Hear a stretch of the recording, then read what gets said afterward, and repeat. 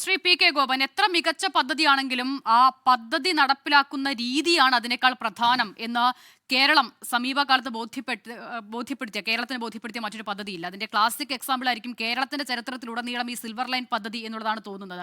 ഇപ്പോൾ റിജിൽ മാക്കുറ്റി തന്നെ പറഞ്ഞതുപോലെ ജനങ്ങളെ വിശ്വാസത്തിൽ എടുക്കാതെ ഒരു പദ്ധതിയുമായി മുന്നോട്ട് പോയാൽ എന്ത് സംഭവിക്കും എന്നതിന്റെ മികച്ച ഉദാഹരണമായി മാറുന്നില്ലേ സിൽവർ ലൈൻ? എന്തിനായിരുന്നു ഈ എടുത്തുചാട്ടം?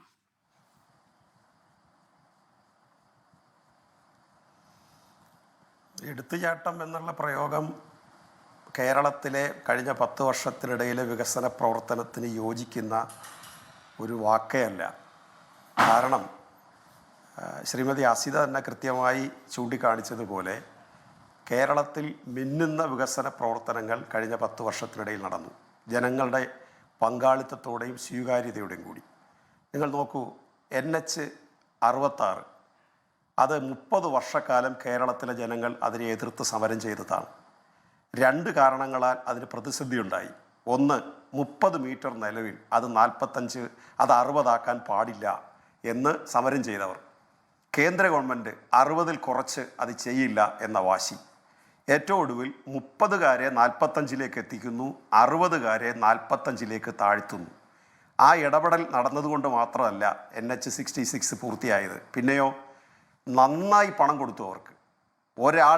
ഒരാളും അവിടെ കുടിയൊഴിപ്പിക്കപ്പെട്ട് ശ്രീ പി കെ ഗോപൻ, അതൊക്കെ അടുത്ത ഘട്ടത്തിലല്ലേ? അങ്ങനെയുള്ള ഒരു ഇടപെടലും ഉണ്ടാകാത്തതായിരുന്നല്ലോ ഇവിടെ ഏറ്റവും വലിയ പ്രശ്നമായി മാറുകയും ചെയ്തത്. കേന്ദ്ര അനുമതി ലഭിച്ചിട്ടില്ല എന്നുള്ളത് ഒന്ന്. അത് മാത്രമല്ല, അത് ഇപ്പോൾ ഏറ്റവും ഒടുവിൽ RRTSുമായി ബന്ധപ്പെട്ട ഒരു മാതൃക മുന്നോട്ട് വെച്ചിരുന്നല്ലോ LDF സർക്കാരിന്റെ അവസാന കാലത്ത്. അപ്പോൾ അതിൽ പോലും സിൽവർ ലൈനുമായി ബന്ധപ്പെട്ട ആ മുന്നോട്ട് പോക്ക് അത് ശരിയായിരുന്നില്ല എന്ന് സമ്മതിക്കുന്നുണ്ട്.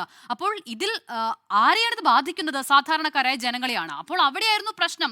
ആ ജനങ്ങളിൽ ആർക്കെങ്കിലും എന്താണ് നടക്കാൻ പോകുന്നതെന്നോ എന്താണ് നടപ്പിലാക്കാൻ പോകുന്നത് എന്നതിനെ കുറിച്ച് ഒരു വ്യക്തതയും ഉണ്ടായിരുന്നില്ല. ഇന്ന് വരുന്ന പ്രതികരണങ്ങളിൽ അവർ പറയുകയാണ്, പെട്ടെന്നൊരു ദിവസം വീട്ടിൽ വന്ന് മഞ്ഞക്കുറ്റി ഇടുകയാണ്, ഞങ്ങളോട് ആരും ഒന്നും പറഞ്ഞിട്ടില്ല. അവിടെയായിരുന്നു പ്രശ്നം ശ്രീ പി കെ ഗോപൻ. അതുകൊണ്ടാണ് അതിനെ എടുത്തുചാട്ടം എന്ന് വിശേഷിപ്പിക്കേണ്ടി വരുന്നത്.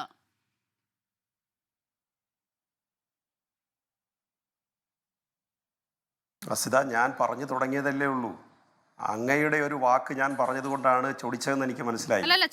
ഞാൻ അതിന് എടുത്തുചാട്ടം എന്ന വാക്ക് ഉപയോഗിക്കാത്തതിന്റെ കാരണം വിശദീകരിക്കാം. യെസ്, ഞാൻ അത് വിശദീകരിക്കുകയല്ലേ, ഞാൻ ഒരുപാട് സമയം എടുക്കില്ല. രണ്ടാമത് എൻ്റെ സുഹൃത്ത് റിജിൽ പറഞ്ഞത് ഈ UDF വികസനത്തിനെതിരല്ലായിരുന്നു എന്നാണ്. UDF എതിരായിരുന്നു ഈ ഹൈവേ ഉണ്ടാക്കുന്നതിന്, GAIL pipe line, Edamon Kochi power line. ഏറ്റവും ഒടുവിൽ ബഹുമാന്യനായ ഇന്നത്തെ മുഖ്യമന്ത്രി പറഞ്ഞ വാചകങ്ങൾ നിങ്ങളുടെ ചാനൽ ഉൾപ്പെടെ കിടപ്പുണ്ട്. വയനാട് ദുരന്തം ഞങ്ങൾ സമ്മതിക്കത്തതേയില്ല, പാരിസ്ഥിതികമായ ദോഷമുണ്ടാക്കുന്നതാണ്, ഞങ്ങൾ അനുവദിക്കുന്ന പ്രശ്നമേ ഇല്ല, പണി നടന്നുകൊണ്ടിരിക്കുകയാണ്. ഇന്ന് അദ്ദേഹം അത് നിർത്തിവെക്കുമെന്ന് ഞാൻ പറയുമെന്ന് വിചാരിച്ചതാണ്. നിർത്തിവെക്കുമെന്ന് അദ്ദേഹം പറഞ്ഞിട്ടില്ല. അദ്ദേഹത്തിൻ്റെ വാഗ്ദാനം അദ്ദേഹം നടപ്പിലാക്കിയില്ല. വയനാട് തുരങ്കം നടപ്പിലാക്കാൻ അനുവദിക്കില്ല എന്ന് പറഞ്ഞ പ്രതിപക്ഷ നേതാവ് മുഖ്യമന്ത്രിയായപ്പോൾ അത് നടപ്പിലാക്കില്ല എന്ന് പറഞ്ഞിട്ടില്ല. അപ്പോൾ വികസനത്തിനെതിരായിട്ട് നിന്ന സമീപനം എടുത്തവർ തന്നെയാണ്.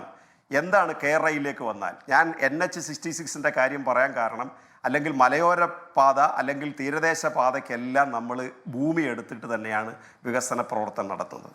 കർണാടകത്തിൽ ഭരണം കിട്ടിയപ്പോൾ യലഹങ്കയിൽ പാവപ്പെട്ടവരെ കുടിയൊഴിപ്പിച്ചതുപോലെയോ ഡൽഹിയിൽ ഭരണം കിട്ടിയവർ ഡൽഹിയിൽ നിന്ന് കുടിയൊഴിപ്പിച്ചതുപോലെയോ ഇന്ന് കഴിഞ്ഞ 14 വർഷമായിട്ട് കുടിയൊഴിപ്പിക്കണമെന്ന് കോടതി ഓർഡർ ഉണ്ടായിട്ട് നടപ്പിലാക്കാൻ കഴിയാത്ത എറണാകുളത്തെ പ്രദേശത്ത് ഇന്ന് കുടിയൊഴിപ്പിക്കാൻ ചെന്നതുപോലെയോ ജനങ്ങളെ തെരുവിലിറക്കിയിട്ടുള്ള വികസനമല്ല നടത്തുന്നത്. എന്താണ് സംഭവിച്ചതെന്ന് ചോദിച്ചാൽ, അദ്ദേഹം ബഹുമാനപ്പെട്ട മുഖ്യമന്ത്രി ആകുമ്പോഴെങ്കിലും അദ്ദേഹത്തിൻ്റെ പതിവ് വസ്തുതാവിരുദ്ധമായ നിലപാടുകളിൽ നിന്ന് മാറി നിൽക്കണമെന്നൊരു അഭ്യർത്ഥനയുണ്ട്. കാരണം അങ്ങ് തന്നെ നേരത്തെ ചൂണ്ടിക്കാണിച്ചു ഇതിന് DPR ഉണ്ടായിരുന്നു. മുഖ്യമന്ത്രിയുടെ പ്രധാനപ്പെട്ട കമൻറ്റ് DPR ഇല്ലാത്ത പ്രോജക്റ്റ് എന്നാണ്. ഡീറ്റെയിൽസ് പ്രോജക്റ്റ് റിപ്പോർട്ട് ഇല്ലാതാണ് ഇത് നടപ്പിലാക്കാൻ പരിശ്രമിച്ചതെന്നുള്ളത് വസ്തുതാവിരുദ്ധം. 2, സെൻട്രൽ ഗവൺമെൻറ്റിൻ്റെ പ്രാഥമിക അനുമതി ഉള്ളത് കൊണ്ടാണ് ഇത് തുടങ്ങാൻ കഴിഞ്ഞത്. എന്നാൽ അവർ അനുമതി ഫൈനലായിട്ടുള്ള അനുമതി തരാതിരുന്നത് രാഷ്ട്രീയ കാരണങ്ങളാലാണ്. ഇനി വടക്കേ ഇന്ത്യയിൽ എത്രയോ സ്ഥലത്ത് ബുള്ളറ്റ് ട്രെയിൻ ഉണ്ടാക്കിയിട്ടുണ്ട്. അടുത്ത കാര്യം, നിങ്ങൾക്ക് ഭൂമിയിലല്ലാതെ ഇങ്ങനെ ഒരു കേരളയിലോ അല്ലെങ്കിൽ വേറൊരു പേരിലോ ഒരു റെയിൽ ലൈൻ കൊണ്ടുവരാൻ പറ്റുമെങ്കിൽ ഞാൻ 100% സ്വാഗതം ചെയ്യുന്നു. ഭൂമി എടുക്കാതെ നിങ്ങൾക്ക് കേരളയിൽ കൊണ്ടുവരാൻ നിങ്ങൾക്ക് എന്തെങ്കിലും ഇതുമായി ബന്ധപ്പെട്ട സാങ്കേതികത്വമാണ് അത് അവിടെ മാറ്റിവെക്കാൻ നമുക്ക് അതിലേക്ക് വരാം. അത് മാത്രമല്ല, അത് ഇനിയിപ്പോൾ ഈ ചത്ത കുഞ്ഞിന്റെ ജാതകം വായിക്കുക എന്നൊക്കെ പറയുന്നത് പോലെ അതുമായി ബന്ധപ്പെട്ട സാങ്കേതികത്വത്തിലേക്ക് നമ്മൾ ഇനി പോയിട്ട് എത്ര കാര്യമുണ്ടെന്ന് എനിക്ക് അറിയില്ല. പക്ഷെ അതിനപ്പുറം ഇവിടെ ഇതിൽ നേരിട്ട് ഏറ്റവും വലിയ പ്രതിസന്ധി ജനങ്ങളുടെ പ്രതിഷേധമായിരുന്നു, ജനകീയ പ്രതിഷേധമായിരുന്നു. അവർ ഇപ്പോഴും പറയുന്നത് പോലെ, ഇപ്പോൾ താങ്കൾ തന്നെ പറഞ്ഞതുപോലെ ദേശീയപാത വികസനത്തിനടക്കം ഞാൻ മുൻപ് സൂചിപ്പിച്ച എല്ലാ പദ്ധതികൾക്കും ഭൂമി ഏറ്റെടുത്തിട്ടുണ്ട് കേരളത്തിൽ. അന്നൊന്നും കാണാത്ത പ്രതിഷേധം ഇവിടെ ഉണ്ടായത് എന്തുകൊണ്ടാണ്? അവർക്ക് ഇതുമായി ബന്ധപ്പെട്ട ഒരു അറിവും ഉണ്ടായിരുന്നില്ല എന്നുള്ളത് കൊണ്ടാണ്. അതൊന്നും വിശദീകരിക്കേണ്ടവർ അവരോട് വിശദീകരിച്ചിട്ടില്ല എന്നതുകൊണ്ടാണ്. അവിടെ ഒരു വീഴ്ച ഉണ്ടായി എന്ന് സമ്മതിക്കേണ്ടേ ഇനിയെങ്കിലും? അല്ല, പ്രതിഷേധം ഇല്ലെന്ന് ശ്രീമതി അസിത പറയുകയാണോ? നന്ദിഗ്രാമിൽ നിന്ന് മണ്ണ് കൊണ്ടുവന്നല്ലേ കീഴാറ്റൂര് നാഷണൽ ഹൈവേ അനുവദിക്കില്ല എന്ന് പ്രഖ്യാപിച്ചത്? ജീവിച്ചിരിക്കുകയാണെങ്കിൽ നടപ്പിലാക്കില്ലെന്നാണ് പറഞ്ഞത്. ഇത് സാധാരണ ജനങ്ങളുടെ പ്രശ്നത്തിലേക്ക് നമുക്ക് അഡ്രസ്സ് ചെയ്യാതിനെ.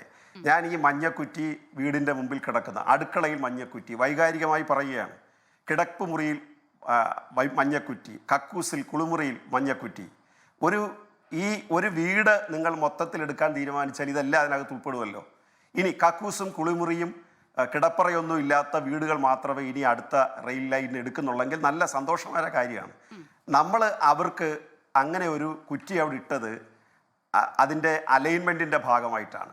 ആ കുറ്റി ഇടുന്ന സ്ഥലത്ത് ആ ജനവിഭാഗത്തിന് മാറി താമസിക്കാൻ ഏറ്റവും ഭംഗിയാർന്ന അവരാഗ്രഹിക്കുന്ന നഷ്ടപരിഹാരം കൊടുത്തല്ലാതെ അവരുടെ ഭൂമി എടുക്കത്തില്ല എന്ന് സർക്കാർ പറഞ്ഞതാണ്. അങ്ങനെ ഈ നേരത്തെ ചൂണ്ടിക്കാണിച്ച എല്ലാ വികസന പ്രവർത്തനത്തിലും ജനങ്ങളെ ആരെങ്കിലും നാഷണൽ ഹൈവേയുടെ വികസനത്തിൻ്റെ ഭാഗമായി തെരുവിൽ കിടക്കുന്ന ഒരു കുടുംബത്തിൻ്റെ പേര് നിങ്ങൾ പറ.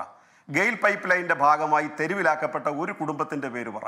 മലയോര തീരദേശ ഹൈവേയുടെ വികസനത്തിൻ്റെ ഭാഗമായി കുടിയൊഴിപ്പിക്കപ്പെട്ട് അനാഥരായി കിടക്കുന്ന ഒരു ഫാമിലിയുടെ പേര് നിങ്ങൾ കേരളത്തിൽ ചൂണ്ടിക്കാണിക്കുക.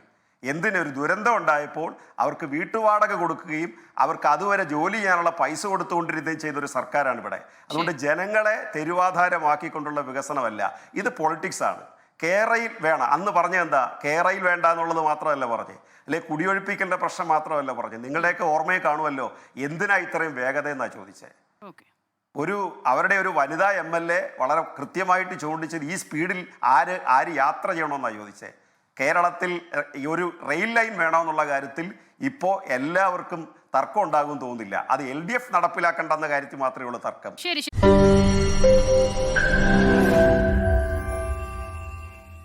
ലോകത്തെവിടെയായാലും ഏത് സമയത്തും 24 വാർത്തകളും ഓഗ്മെന്റഡ് റിയാലിറ്റി പാക്കേജുകളും എക്സ്പ്ലെയിനറുകളും വിശദമായി കാണാൻ ഞങ്ങളുടെ YouTube ചാനൽ നിങ്ങൾക്ക് സബ്സ്ക്രൈബ് ചെയ്യാം.